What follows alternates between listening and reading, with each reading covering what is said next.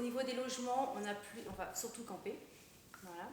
Donc on va s'organiser au niveau soit des campings. Alors au début ce sera un peu fermé parce que ce sera hors saison. Donc on est inscrit sur un site de Warm qui accueille des voyageurs à vélo. On a aussi Home Camper, donc c'est aussi des gens qui proposent leur jardin pour camper. Donc on va varier, je pense, les modes de logement. De temps en temps, je pense qu'on prendra un peu d'hôtel, un peu de choses un peu plus en dur pour se reposer un peu. Pour le transport, eh bien, c'est simple, c'est un voyage à vélo, donc le transport, c'est le vélo. Voilà. Mais effectivement, on Et a des une transferts. deuxième corde à notre arc, c'est-à-dire qu'on va beaucoup utiliser les ferries.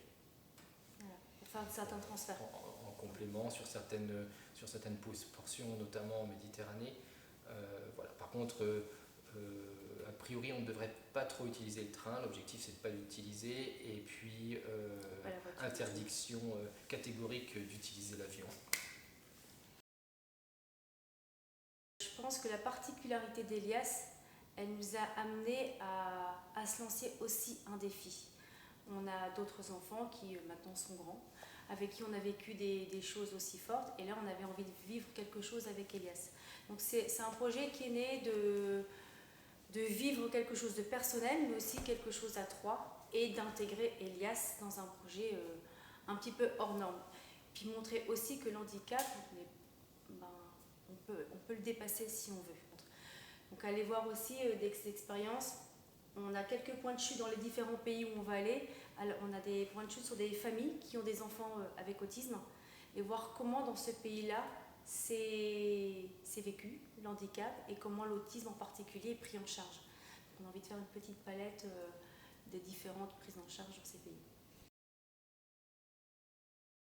J'ai envie d'aller au point le plus au sud d'Europe, Tarifa en l'occurrence. Je pense qu'on poussera aussi sur le point le plus à l'ouest, qui est au Portugal. Alors on ne peut pas aller au point le plus au nord, ce serait trop ambitieux.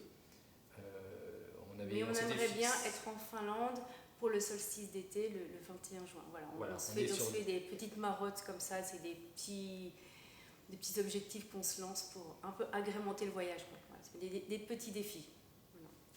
Et puis, quand même quelque chose qui est important de dire par rapport au voyage, au plaisir du voyage et au plaisir du voyage à vélo, ce qui, moi, m'excite particulièrement, c'est la lenteur à laquelle voir l'évolution des paysages, des cultures et des gens au rythme des 20 km/h maximum, quoi, en fait. C'est ça qui m'intéresse.